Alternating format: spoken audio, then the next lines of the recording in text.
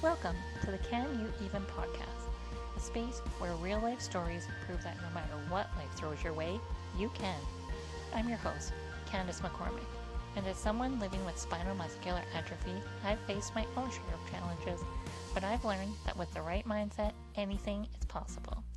On this podcast, I have the privilege of sharing stories from incredible people who have faced life's twists and turns, overcome challenges, and found their own version of you can. These conversations are all about finding strength, hope, and purpose, even in the hardest moments. So get comfy, turn up the volume, and get ready, because these stories might just shift your perspective in a way you never saw coming. Hello, and welcome back to the Can You Even podcast. I am super excited to introduce my next guest because I have been following her on social media. I seen her story. I reached out and I was like, you have to become a guest on my podcast because your story is very impactful and I think a lot of people have to hear it. But before we do that, I'm going to pass it over to Sammi to introduce herself. I can't. I gotta try this again. We just had some technical difficulties on my end, not her. We're faking this introduction right now, like it's never happened before. Like it's never happened before. And thanks for inviting me, Candisse. This is fun. This will be fun. What about me? So what did I say? I said I'm a mom of 3 kids. They're 7, 5, and 3. I'm a podcast host. I'm a personal trainer. I'm just getting back into that actually. And Candisse said something about how somebody talked about something about their personality as an intro. And so I'm going to say that. I'm not one for personality stuff. I don't usually they like give me the ick.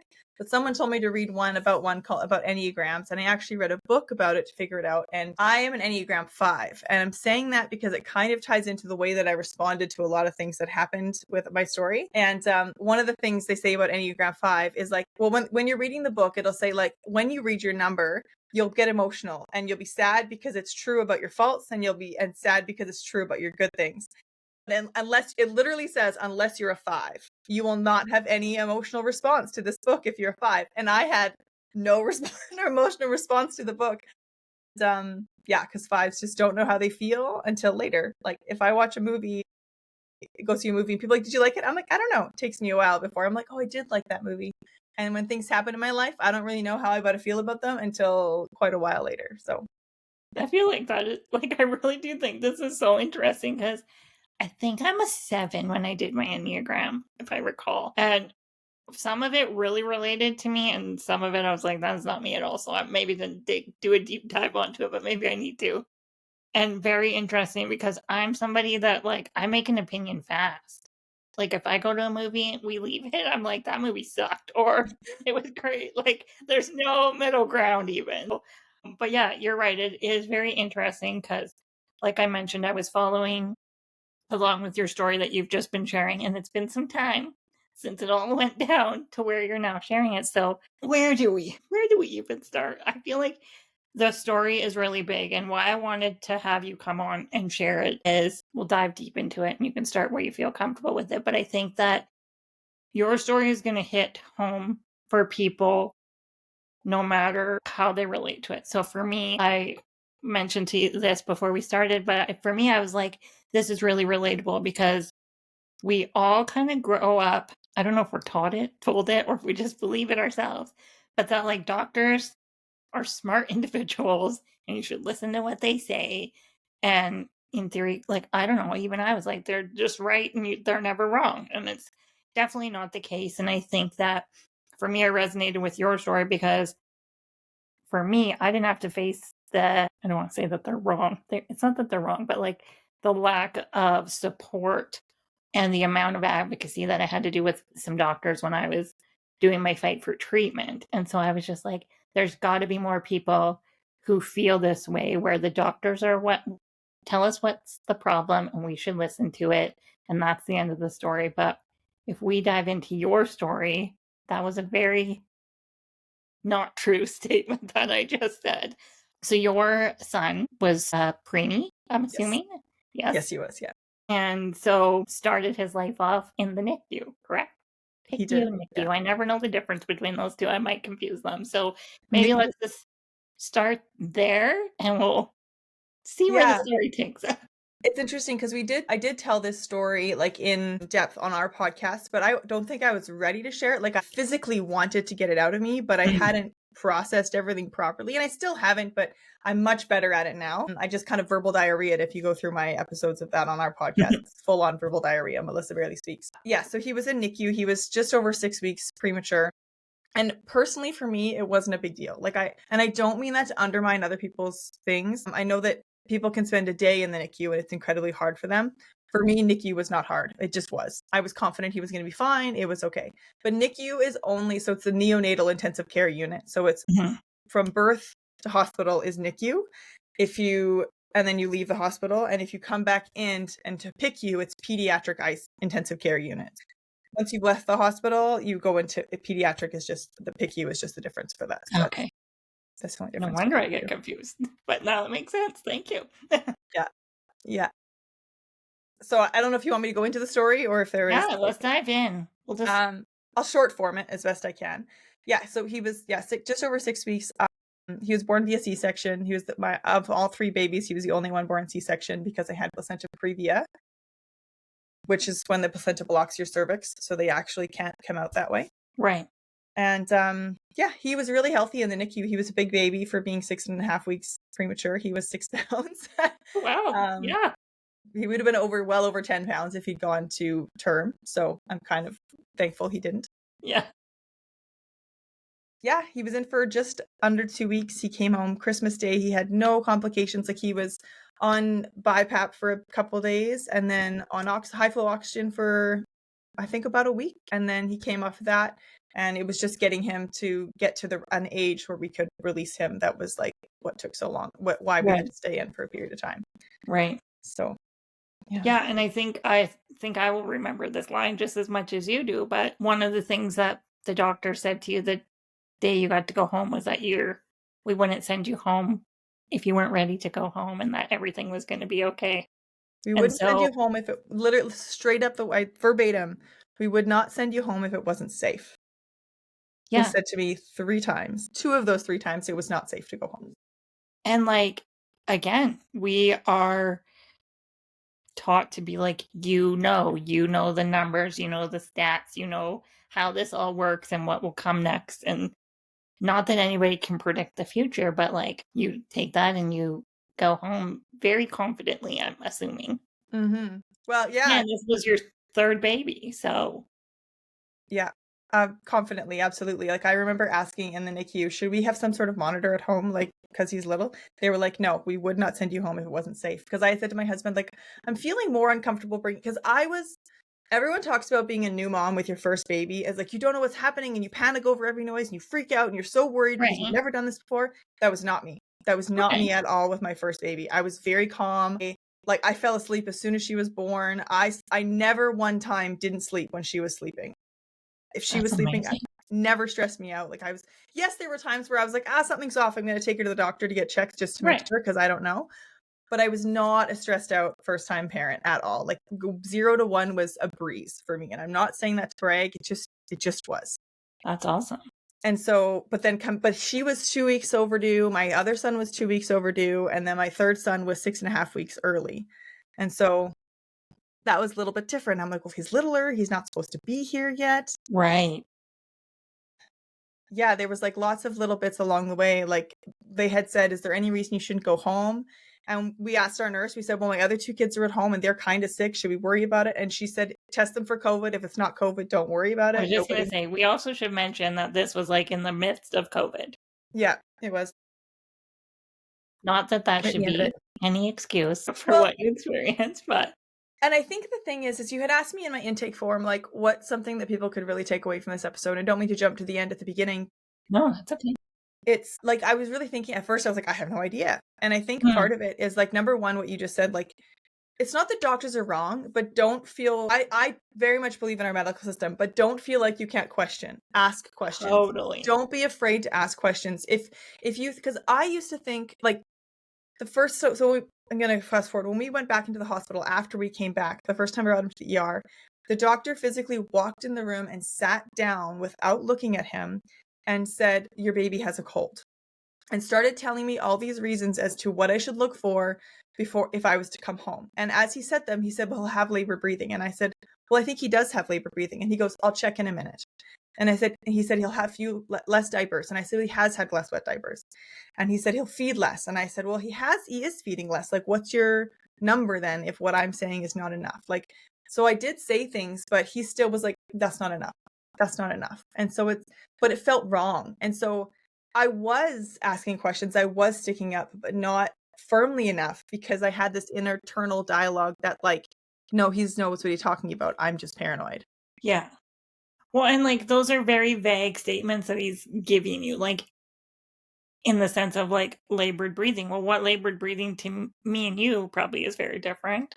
Mm-hmm. To a doctor is probably very different, right? Like how many is less wet diapers? Is it 1 or is it 7? Like, you know what I mean? Like to me, it's like they didn't follow up with questions to your comments, and that could have led down a very different path. So let's rewind a little. So you get to come home out of the NICU. You're feeling confident. Yes. All is well. Like pretty confident, like as confident as I could. Not as confident as I was my first 2 kids, but as confident as I could. And so he came home Christmas Day, which was pretty cool. Yeah. And I'm going to try to speed this through, because if I take too long, we'll take forever. But so we came home and he was like kind of making these weird coffee sounds the week after, which with a typical newborn baby in that first week, they make lots of coffee yucky sounds because they're getting all the fluid out of their lungs. Oh, no. But he had already been alive for 2 weeks at this point. Right. And he was still making them. And so I remember asking your midwife, sharing on the internet, you get all the haters, all the people who are like, midwives aren't doctors. And I'm like, I recognize this. I'm fully well aware, but we had just left doctors. So yeah. One person was like, your baby, if you didn't have a midwife, your baby would have been in a NICU. And I was like, you should just rewind some reels, because he was in a NICU. Yeah. Anyway, she was like, no, it's fine. And then she came to visit on I want to say the 31st of Friday. And I pointed out, like, he's making these sounds. She said, no, he seems fine. And this one, like, I literally get like a lump in my throat every time I think about this piece. When I left the NICU, they had said feed every 3 to 3.5 hours until he reaches term. Don't go to less. Just do 3 to 3.5 hours like clockwork until he's term. Whereas typically when you come home, if you can just feed on demand, unless they're trying to gain their baby weight back, then you need to, until that point, Top it up. Yeah. And the midwife that day said, you can probably go to feeding on demand if you'd like. Something in me, just like he'd gained a pound since NICU, since we left, like he was doing really good. So she was like, you can go. He's gained his weight back. And something in me was like, no, I still need to feed on demand. Like he's too little. And I don't know what it was, but there was, as soon as you said that to me, I was like, that's wrong. And then, so that was Friday. Sunday was the day when he was sick, and we were that I really noticed more things going on. And we were supposed to have family photos, and the photographer showed up to do the family newborn shoots. And she's like, you're off. And I was like, he's sick. I was like, I don't know what to do. And she was like, call 811 and then do what they say. So I called, they said, take him in, took him in. And that was the doctor that was very dismissive, sat in the room.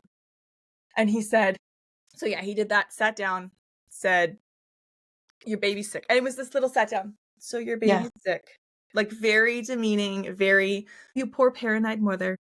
Do you know what like irritated me the most about this part of your story? Where do any medical professionals think that we are coming in there just for shits and giggles? I'm like, this is so, like, even like when I'm younger, even now as a grown adult and I'm ill, I literally will beg and be like, no, I just need 24 hours more at home. I'm not going. Like, it is the last place that I want to go. So the fact that you are in an emergency room in a hospital, you're there for a reason. And the fact that he was just like, it's a cold is just so, like, demeaning to me. You know what I mean? And I think that then we probably get a little bit of a complex of like, oh, I'm overreacting, and maybe so I leave and I don't speak up more. In that moment, you could have been like, I wouldn't be here if I didn't know something was wrong. Yeah. But we don't. So yeah, like I just remember watching your story and that was my thought. I was like, why do they do that? We've been told that as well. Like even when I was younger, my mom would take me to the doctor. One doctor told her I was malnourished. My mom's like, no, she's got a muscle wasting disease. So it's just like, we're here because she's sick. Now listen to me and please look into it further than just like dismissing or something. Yeah. Which is basically what happened to you guys that day. Yeah. Exactly. Did Exactly. did he ever like physically examine? He didn't examine him. So he basically sat down in that chair, told me those things. And I said, like, well, he does have labor breathing. And he said, I'll check in a minute. And then I said, well, he has had wet less diapers. And he said, well, it needs to be this much. And he says, well, he'll feed less. And I said, he is feeding less. And he goes, and then I said, tell me how to define feeding less then. If it's not wet less diapers and it's not the fact that I can tell because I track on my phone that he's been eating for less time, tell me how to do this because I don't have bottles. I'm breastfeeding. Right. And he said, I can't verbatim this as well as I used to, but it was like, he could stop eating for 24 hours and I wouldn't be worried about it. He could stop eating for 48 hours and I wouldn't be worried about it. If he stopped eating for 72 hours, that's when I'd start to worry. I used to be able to verbatim it, but it's not quite that, but it was basically that. And I remember being like, that's not what they said in the NICU. Isn't that not even like real human life? Like we can't go that long and be okay. Let alone be a premature baby. Mm-hmm. Yeah. Mm. Yeah. And so then he never did go and check out his breathing. All he did is he said, when he said, I'll check in a minute, and he came over, and so I put him on the bed, and he like lifted up I think he was wrapped in a blanket. He lifted up the blanket and he said, you should be able to see his ribs when he breathes. And I said, you can see his ribs. And he said, it's not enough. And I was like, okay. And like, to be fair, like when we were in NICU, like I'm watching him have labored breathing when we're in there. And then once his breathing was better, I wasn't watching it again. So I could not picture in my brain what normal breathing was like for a baby. Like I couldn't picture what it should look like. All I can see is that I can see his ribs when he's breathing. Right. So I went home and I still didn't feel right about it. So I took a video of him breathing, which is on one of my reels, and sent it to my midwife. I think it was the next morning I sent it to my midwife. Next day. It might have been that evening either way. Sent it to my midwife and she said, I think he has silent reflux. And to give her some credit, she knew I had just come from a doctor. So if something was medically wrong, she's also assuming the doctor would pick up on it. Right. Yeah. And it still didn't feel right, but I knew that on Tuesday we were scheduled to go see our family doctor, who I had only been to this family doctor like 2 or 3 other times. He was a brand new doctor. It wasn't like I had this trusting relationship with him. It just was the one I had. And I was like, okay, I was never feeling relieved going to this appointment because I was like, somebody else is going to listen to me. Right. And the nurse came in and she took his weight and she took his temperature. Now, when we're in NICU and they take his temperature, it has to be between 36.5 and 37.5. If it's higher or lower, they are warming him up or cooling him down. Like it has to be in that. It was under 36.5. I don't remember what it was, but it was under 36.5. And she just goes, but it's just cold in here. He's probably fine. And I in that moment, thought nothing of it. I didn't think, oh, this is definitely a problem. I just was like, okay, if it's fine for her, it should be fine. Right. And then the doctor came in, and I don't remember the whole order of this exactly, but he said, like, I had told him premature C-section, I think he's sick. And then he asked me those questions again, and I was like, did you not listen? I just told you that. And he like, so he was not listening. No, I don't. Right at the beginning. And so that was like, and then I asked him about being sick. He's like, no, he just needs, I think you're not burping him enough.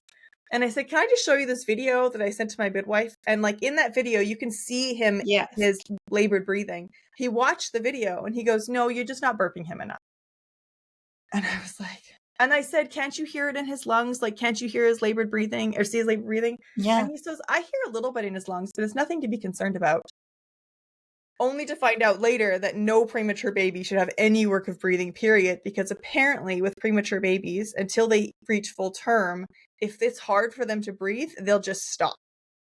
They're just like, it's too much, I'm out, which is what he ended up doing. Right. Yeah. I feel like even though I've known most of this story, my head still starts spinning. What is very shocking, so for me, I'm like somebody who like not being able to breathe, so when is like my biggest fear is what I'm trying to say. My biggest fear is not being able to breathe. I don't like water because of it. Like I look like a lunatic when I'm in the shower because I like won't put my face under the water. Like very panicky. The wind blows the wrong way, catches my breath. I'm like panicky. So even watching that video clip that you share on your reels, even that made me panicky. I was like, "Oh my god, that poor baby. He can't breathe, like, look at that." And so then, to me, the most shocking part of this part of your story, because there's lots of shocking parts, is, like, the dismissal of, "Yeah, but it's okay." Like, "Yeah, his lungs sound a little whatever. It's okay." He's a premature baby. I'm like, I feel like none of this is okay, and I'm not a medical professional. So, like, that makes it hard to trust your own instinct, I guess. That's Because now exactly you've what it had, became. what, 3 medical professionals tell you it's okay. That's exactly what it became, and that's, I think, part of why it ended up the way that it did, because so that was a Tuesday. On the Mhm. Wednesday, when he wasn't like he so this tying back into what the midwife said about you can feed on demand. That night we went to bed and I was doing the feed on demand, and I went to bed at 9, I fed him at 9, went to bed, went to wake up around 12:30, and I woke him again for that. I set an alarm and I set up and I woke him up for that, and he barely fed. Like, it was hardly anything of a feed.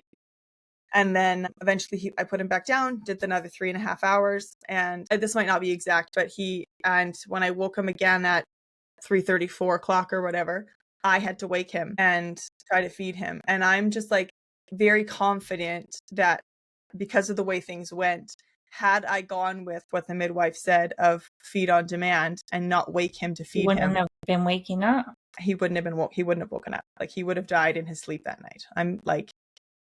I'm fairly confident considering the way the day went the rest of the day. Yeah. That's like, it was one of those gut instinct things that I was like, no, I'm going to listen to my gut here. And so then, after being dismissed so many times that day, I was like, something's wrong. And I emailed my midwives in the morning, that Mhm. morning. And that day I had decided I was taking him to the doctor when my husband came home. But Right. I, number one, was still freshly out of a C-section, and I didn't have a vehicle at home with the car seats and stuff. So I couldn't take him if I wanted. I mean, obviously, could I have called my husband to come home and take him sooner? Absolutely. But it didn't occur to me that it was that emergent. And so I sent him emails in the midtime. I was like, well, I'll contact the people I can contact. And I Yeah. emailed my midwives and said, I don't remember exactly. I have the email still, so I could verbatim it, but I won't. But I said, like, he's still not feeding, things aren't right, and his temperature is around 35. I did not know that 35 is hypothermia. I had I mean, no knowledge of this. And so nobody responded to that email. Not a single midwife. never. Never. Not at any point. However, when I started bleeding, which is what led me into going into labor, I was bleeding. I emailed my midwife saying, I'm bleeding a little bit. And they called me like that. Like that. They called me They're instantly. checking. You know they're checking. How much are Yeah. you bleeding? And nobody called me on this. Not a single person. And then I sent another one probably about 45 minutes later and said, like, I finally got him to eat and he had a really big poop. Still nobody responded. Oh, actually, I think later somebody did. I'm glad that he ate. That was it. And then hours went, so that was morning. And then sometime around 4:30, I called my midwife and I said, and this is the part that shocks me, is on Friday I was concerned about him. On Sunday I sent him to the ER. On Monday I contacted you again saying I'm worried about him still. On this morning I contacted you again saying I'm still worried about him. Now, I'm not a midwife, but it's shocking to me that as soon as I called her, she didn't say, if you're still calling about your son, go to the hospital. Like, Yeah, like, it, because that to me would be their job, was like, we can no longer help you. This is like above our scale of expertise. Go to the. if he's still this sick, go to the hospital. Like, I'm shocked that's not what she said. Yes. But what she said is, I'm just leaving an appointment. Send me a video of what you're seeing, and I'll call you back after I watch it. And so I hung up. I instantly took a video. I sent it to her immediately, like within 5 minutes, it was sent. I don't know what time she called me back, but by the time she had called me back, we were already in the hospital. I had already done CPR on him. 911 already came. We had already transported to the hospital and we were there. So but if I can't release that video because going back and watching it, I can see that he's not, like, he's been pausing for 15 seconds between breaths. I can see how blue he is. I can see how bad it is. And I know if I release that video and people will attack me being like, why didn't you call 911 then? And it's like, I didn't believe myself because I had been told so many times that I Yes. was wrong. I honestly believed that I must be crazy because everybody kept telling me he was fine. And that's the only reason I didn't call and wasn't worried like that in that moment. Yeah. So then from that point in time, it was like that night, that day, that I'm trying to figure it out myself after watching, that he went into respiratory failure and you did have to call. Yeah. So I sent the video, like time stamped as I sent the video. It's like 5:46, I think. Mhm. The video was sent to my midwife, and my other two kids came upstairs because we only have one TV in our house and it's in our bedroom. Mhm. And they said, "Can we watch a movie?" And I put a show on for them. And my son was resting on my chest, and I said, "Sure." I put the movie on for them, and I looked down at him, and I could see that he looked off. And so then I laid him like this in front of me, and he was just completely blue head to toe. He was limp, lifeless. He was not moving. And so I screamed to my husband and I said, "AJ, call 911. Theo's blue." And like he had just gotten home. Like he had gotten home less than 10 minutes prior to this happening. Yeah, My dad was home watching the other two kids because I was upstairs the whole day trying to recover post C-section. totally. Yeah. So he was there, but I love my father, but he would never have responded as fast as AJ did. Yeah. And so I called and like screamed, like, "Call 911. Theo's not breathing," or "Theo's blue." And like it was like 2 steps up the stairs. My husband said, "What?" And I said, "Call 911. Theo's blue." And so he did. And I laid him down on the bed. And I have taken CPR every year as a personal trainer. I had to take it every year. I feel And like I my brain remember would have just shut right off. I this is the worst part, Candice. I said this in a recent episode with me and Melissa. I said, I've had anxiety growing up, and Mm. it went away. I got control of it in my early 20s. I've been great, but I still have the thoughts, just no emotions. So I'd literally run through in my head how I would respond if one of my kids wasn't breathing. Like I'd done this in my head. Mm. And so now trying to rationalize anxiety away is very hard. No kidding.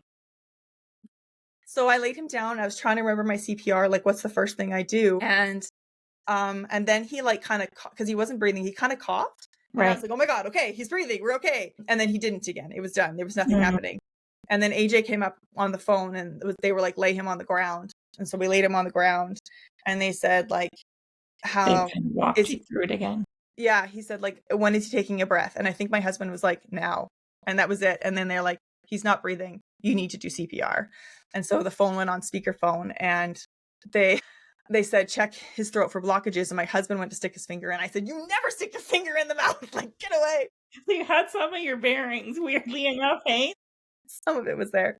So I like tilted it back and I was like, "I can't see anything." And they were like, "Okay, do a breath." And like with a baby, like with an adult, you plug their nose and your mouth goes over Yeah. their mouth. With a baby, your mouth goes over their nose and their mouth.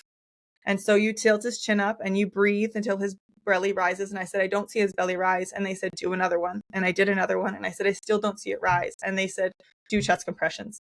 And so we did 20 rounds, 20 chest compressions, which is like just your fingers. And I remember our episode wasn't recorded on video, but I remember sitting there. My one hand was on the ground like this, and my hands were on his chest doing this. And all I was thinking is, I cannot do this. I cannot do this. How am I doing this right now?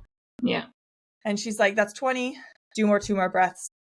So we did 2 more breaths and we did another 20 chest compressions. And then another round of 2 more breaths.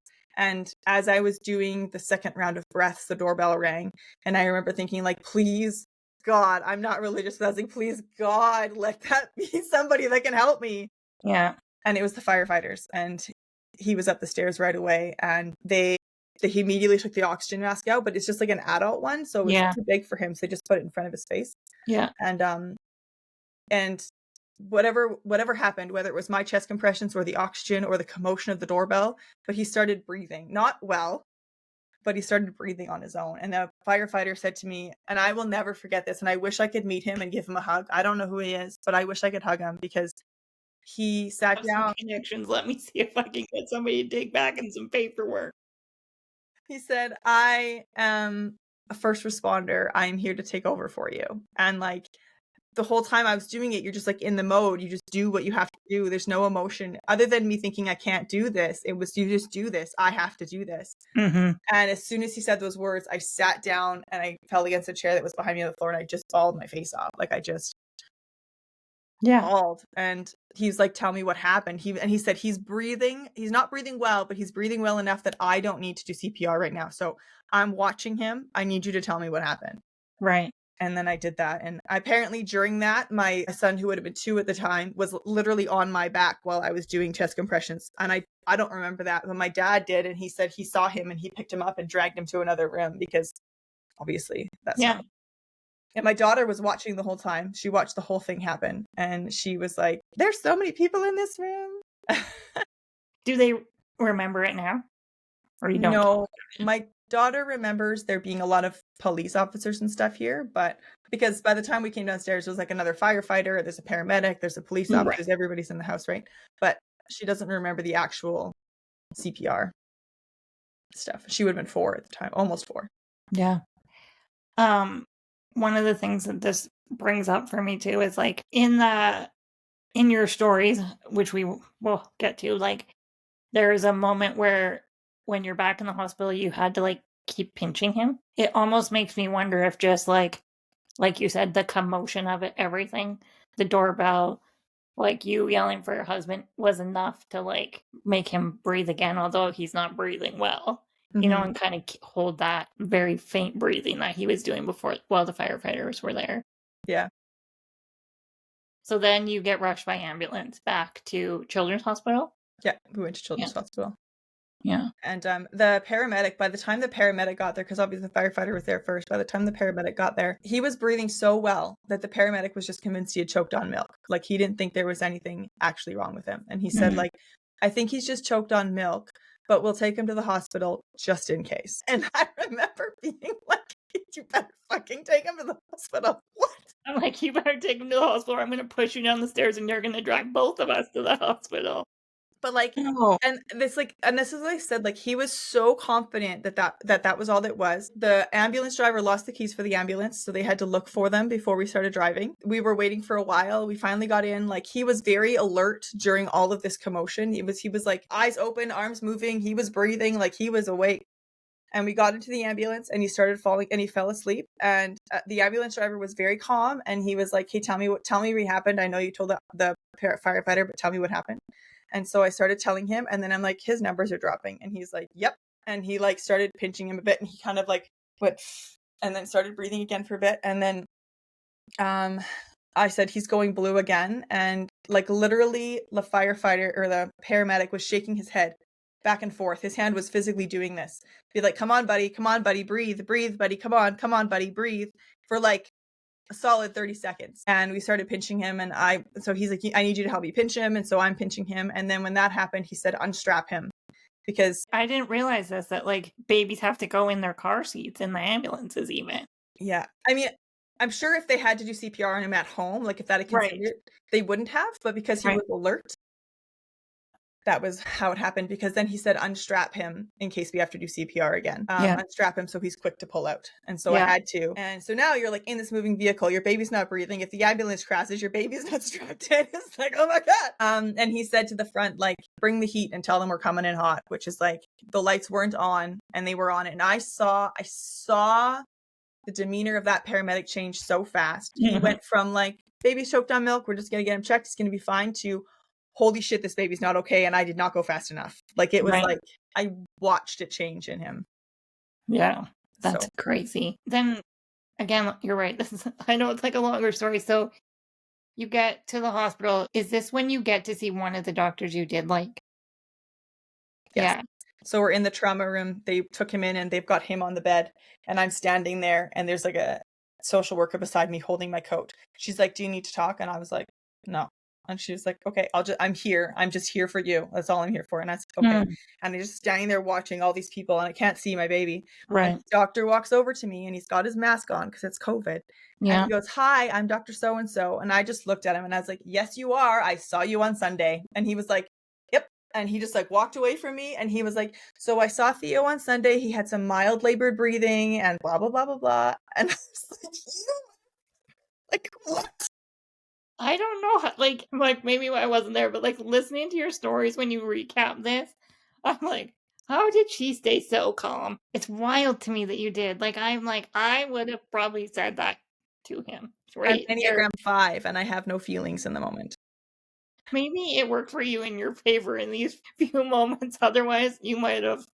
Yeah, that, like, I just can't imagine going through that. So then from there, you get admitted again, and they have a hard time figuring out exactly what is the matter. Mhm. Yeah. So they said, like, "We're really sorry, he's not breathing. We're gonna have to put him on high flow oxygen, which means you're gonna be into ICU." And I said, "Do it." By the time we got to ICU, they switched him right onto a BiPAP, and he was on BiPAP. I can't remember what the hours are, like 5, 6 hours, and then they were like, I was pinching him for that whole time, every like Yeah. minute and a half to make him breathe. And I had a lot of people be like, they should have intubated him sooner. I'm like, they should have. I didn't, my brain was not thinking, what's the next step? My brain was thinking, keep your baby breathing, keep your baby breathing. Totally. And all I needed to do that was pinch him. And so had I not pinched him so much, he would have crashed much faster and they would have intubated him much sooner.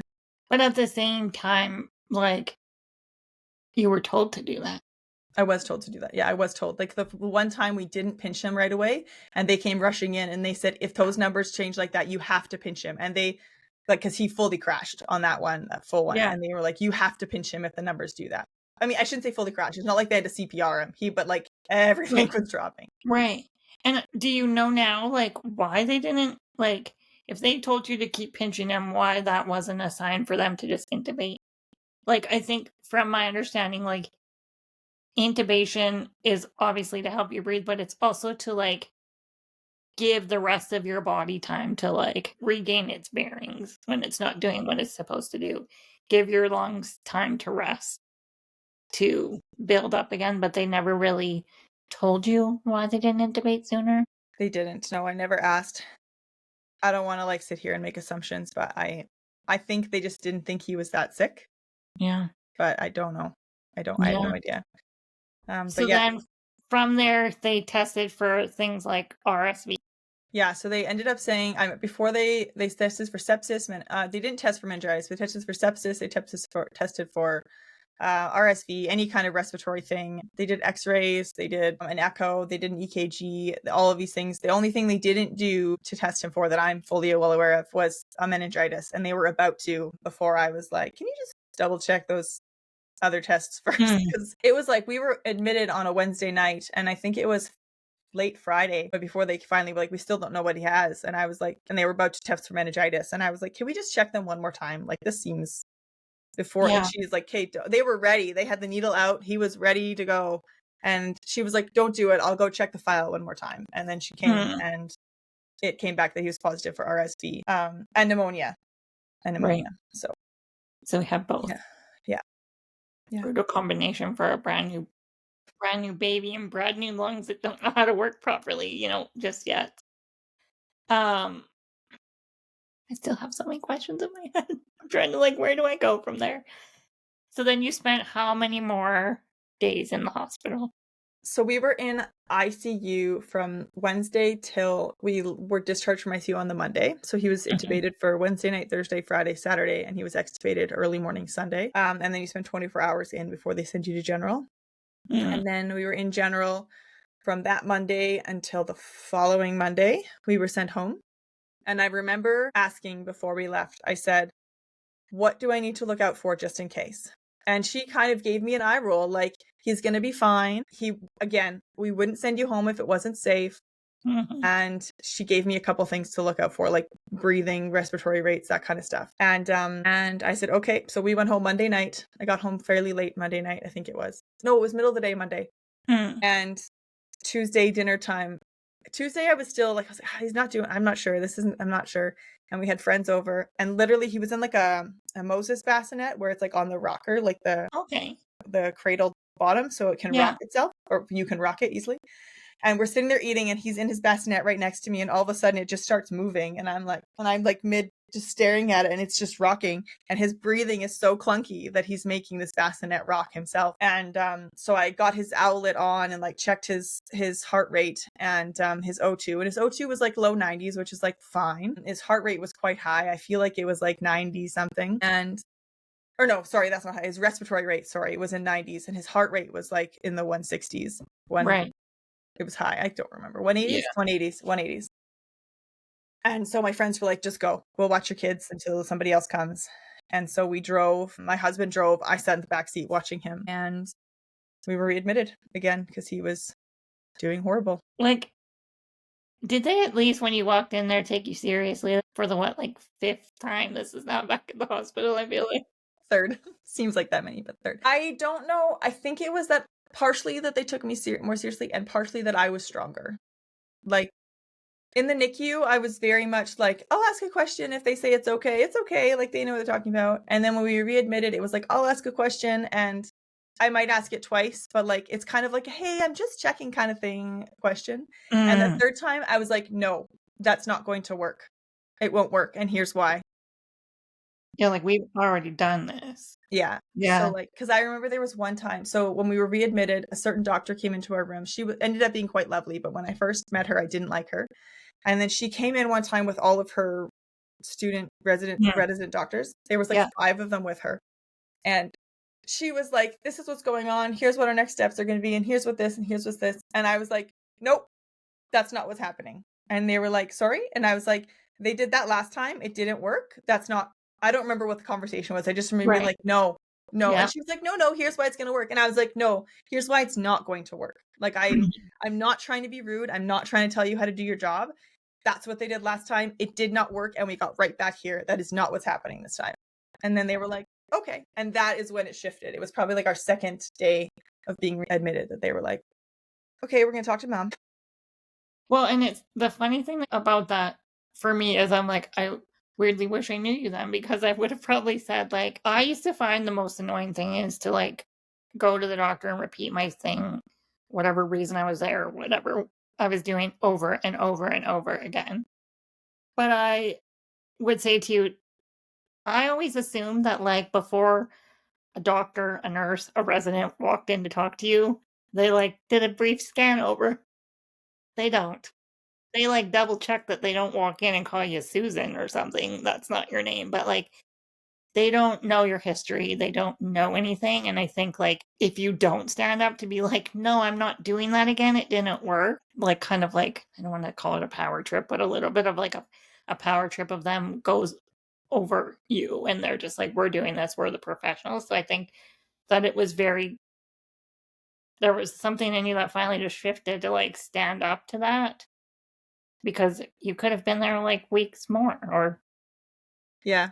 a very different outcome if you just repeated everything that didn't work again. And I think that's what happened when we were first brought to general with the first nurse that was like, who took his oxygen off before I was ready, Right. and turned his monitors off and stuff. I don't think she looked at the fact that he had fully coded at home and was like that was his story. I think she just took this as a general admission of RSV. Yes. Didn't look at the back, and I think that's why she did what she did. Mhm.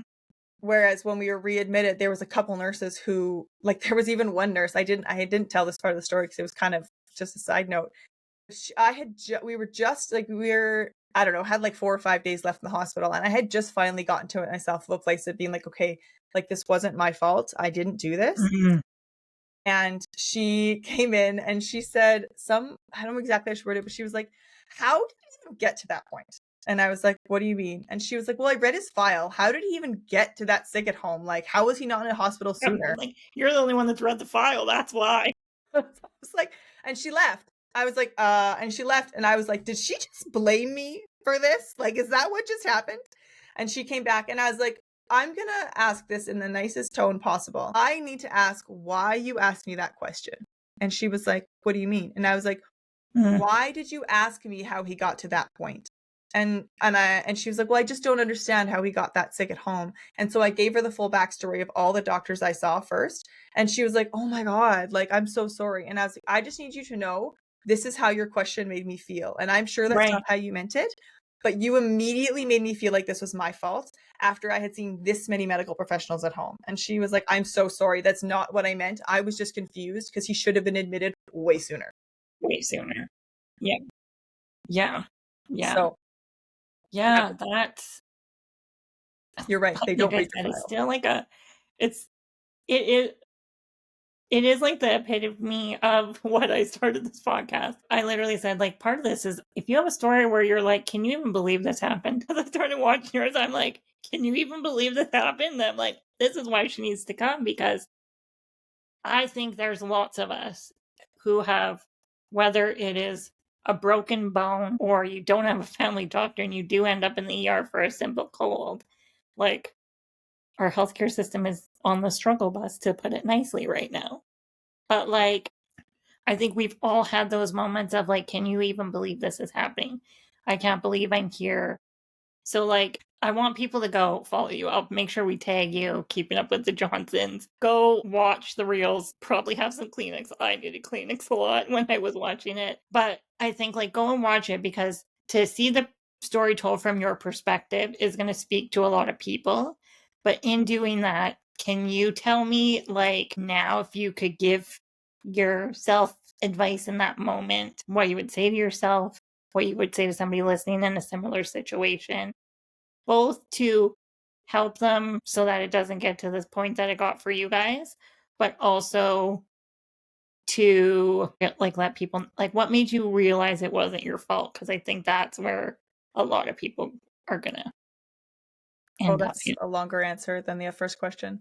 What made me realize it wasn't my fault was I went and sat down with doctors. Like, I had another doctor who was my doctor, not my kid's doctor, that I went and rehashed this whole thing out with, talking to her. And like, he had to be followed by urology when he was discharged. And I Okay. remember sitting in the office with the urologist, and there was like a student urologist and the main urologist. And he was like telling me his story from the beginning. And so I'm talking and he's writing things down and he's writing things down. And I get like not looking at me, and I get to the point where he stopped breathing at home, and he literally stopped writing and looked up at me and took his glasses off with his mouth open. He was like, "What?" And so like, that happened to me a lot. And doctors being like, "That's not your fault." Like, that happened a lot. So that's what really ultimately got me there. Mm. But to answer your question about what advice I would give, I think I said this once, was just stand your ground. Not so much believe in yourself. You don't have to believe in yourself, but stand your ground for what you're believing right now. Do you know what I mean? Mhm. Like, if you're believing that something is wrong, don't let one doctor tell you that you're wrong. And if you can't get another doctor in that hospital, go see another one. Yeah. And I know that that's easier said than done in a lot of situations, but Well, I yeah. think too, like, you and I both know, like, Jessica Jansen, and like, to me, those are moments of like the nudges when they like give you an answer and you're like, I don't really like that answer. That's a nudge for you to be like, nope, ask again, or make them elaborate or explain it to you further so that you can have an understanding. And if you still get those nudges, like, they're there for a reason. She Mhm. tells you to follow them, both good and bad. Yeah. They're coming to you for a reason. How long was your last stay there? It was, we were back in on a Wednesday and we were out on another Friday later. So another Just over a 12 week, days, kind of. another week and Okay. a half, another 12 days. In Yeah. total, it was like, yeah, I think it was just over 3 weeks in total between the two second stays. So it was Wow. 5 weeks we're just over 5 weeks in total of hospital from NICU to that. But which is funny, haha, not funny, haha, but like, that in other things we've talked about with people is like people talking about being prepared for the hospital. Like, when you go, like, you make sure you bring these things if you know you're having a long stay. And like, on Yeah. every single one of these stays, I showed up with my boots, my jacket, and my phone. No charger, no food, no nothing. Right? You just grab what you grab and go. Like, Yeah. yeah. Yeah. When you got to come home, I think this is important to share. This last doctor that sat down with you again and said the same line that was said to you before. Mm-hmm. What made you feel like you could believe her? I couldn't. It was her. I couldn't.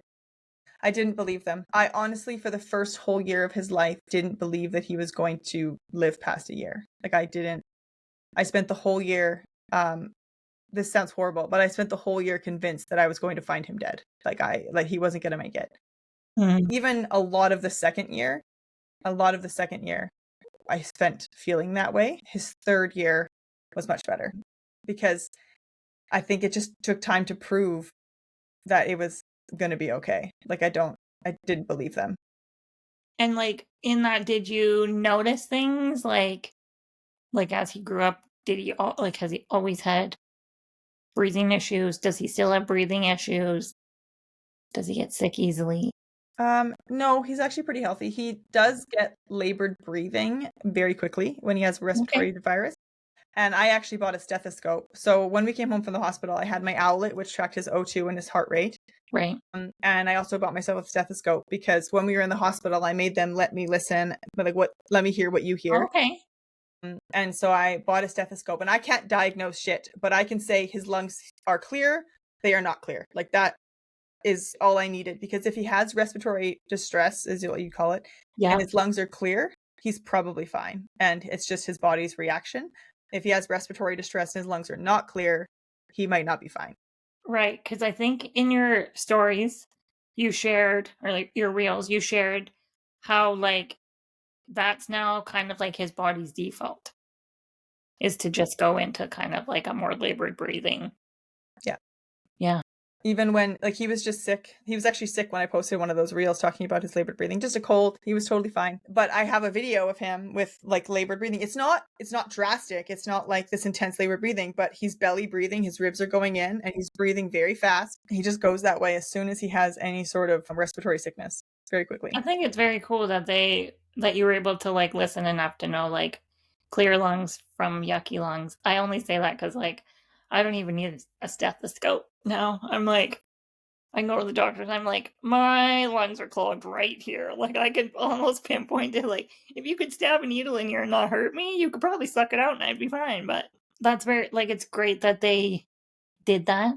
I think like in those moments, those people that listen to you or help you to understand or teach you a skill to help put you at ease, I think that's really helpful. And I want people to know that like there are good doctors and there are good nurses out there, and not to like let it scar you. I've lived my life in the medical field a lot, and I will admit, like when I have to get a new doctor, I don't love it, but they will listen to you as long as you advocate for yourself and never to be ashamed, concerned, like just stand up for yourself because that's the best way to get what's best for you. So, was there anything that we like didn't go over that you want people to know?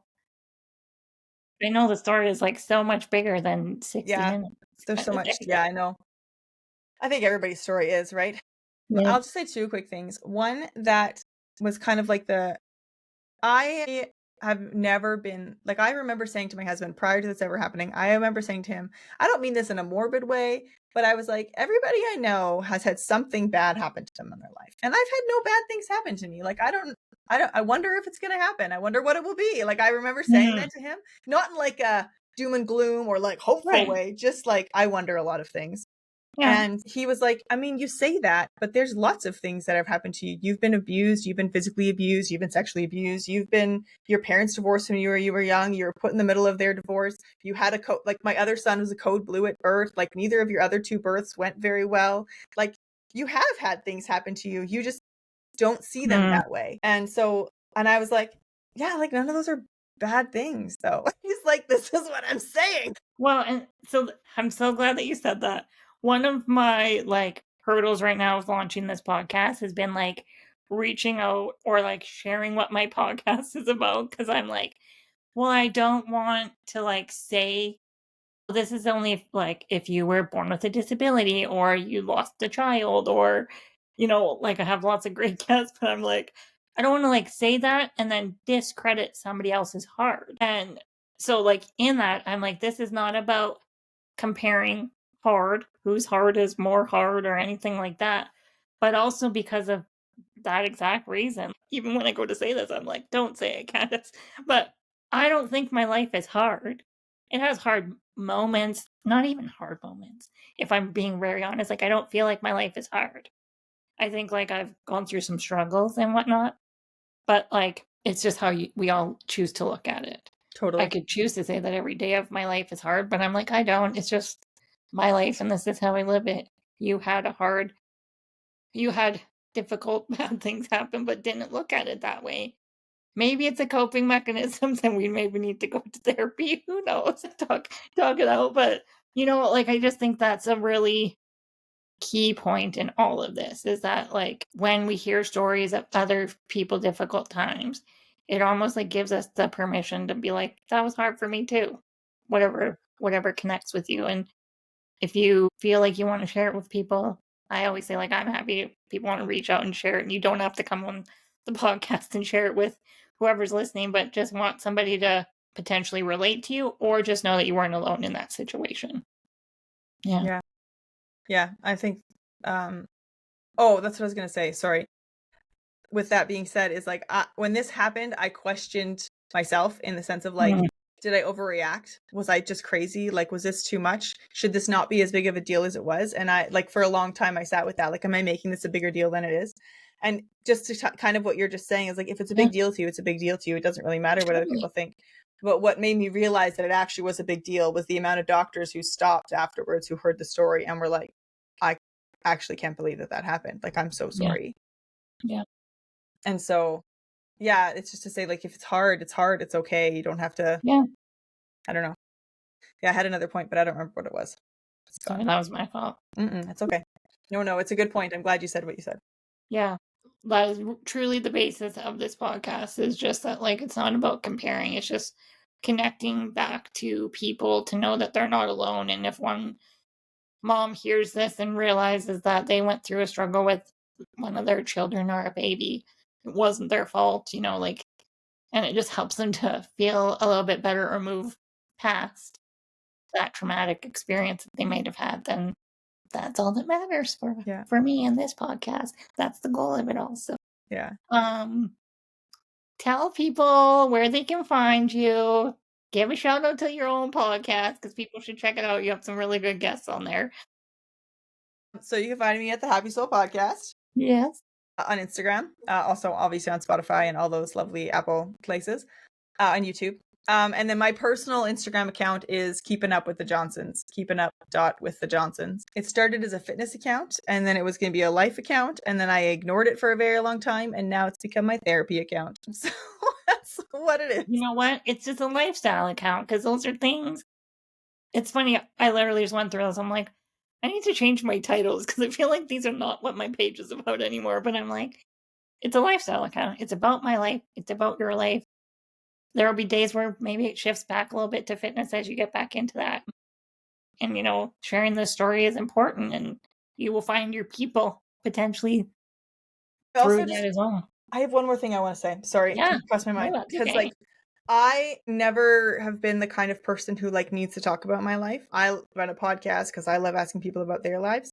Nothing in my life have I ever been like, I need to talk about this. After this happened, I felt this overwhelming, what's the word for it? Doesn't matter, desire to talk about it. And it was like, I couldn't help myself. I had to talk about it, but nobody would listen. And not in like a sense of like, they wouldn't hear me, but I literally have had people say to me like, oh, don't tell me, it's too hard, I can't hear it. And I'm sure there's people with other tragic stories that have the same thing, loss of a child, going through cancer treatment, going through other hard diagnoses. I'm sure that people have that.